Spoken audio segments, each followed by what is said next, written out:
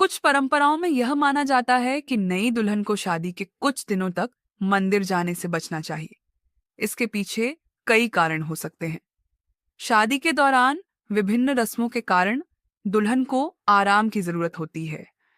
कुछ परिवारों में मासिक धर्म को लेकर नियम होते हैं और वे मानते हैं कि इस दौरान किसी भी धार्मिक स्थान पर जाना वर्जित होता है। कुछ परंपराओं में यह भी कहा जाता है कि नई दुल्हन को पहले अपने ससुराल के कुल देवी देवता का पूजन करना चाहिए। उसके बाद ही किसी अन्य धार्मिक स्थल पर जाना चाहिए। शोक सभा या अंतिम संस्कार में भाग न लेना। अधिकांश भारतीय संस्कृतियों में यह परंपरा होती है कि नई दुल्हन को शादी के तुरंत बाद किसी भी शोक सभा या अंतिम संस्कार में भाग नहीं लेना चाहिए। इसके पीछे यह मान्यता होती है कि शादी एक शुभ अवसर है और अगर दुल्हन तुरंत किसी अशुभ स्थान जैसे किसी के निधन पर शोक सभा पर जाती है तो यह शुभ संकेत नहीं माना जाता।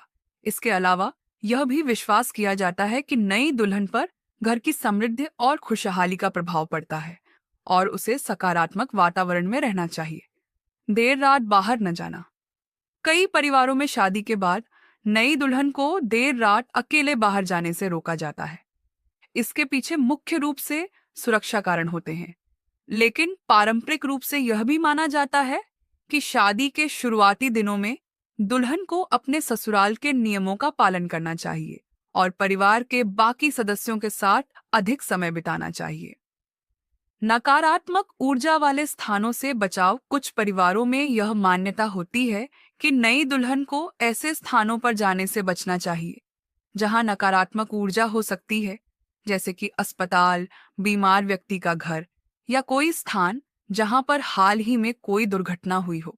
यह विश्वास होता है कि नई दुल्हन पर बुरी नजर जल्दी लग सकती है और उसे शुभ माहौल में रहना चाहिए। आधुनिक दृष्टिकोण। हालांकि ये परंपराएं कई परिवारों में अभी भी मानी जाती हैं, लेकिन आधुनिक समय में इन्हें लचीलेपन के साथ अपनाया जाता है।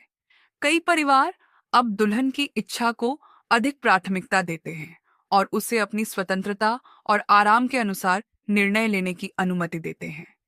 नई दुल्हन को किन जगहों पर नहीं जाना चाहिए, यह पूरी तरह से पारिवारिक रीति रिवाजों, सांस्कृतिक मान्यताओं और व्यक्तिगत धारणाओं पर निर्भर करता है।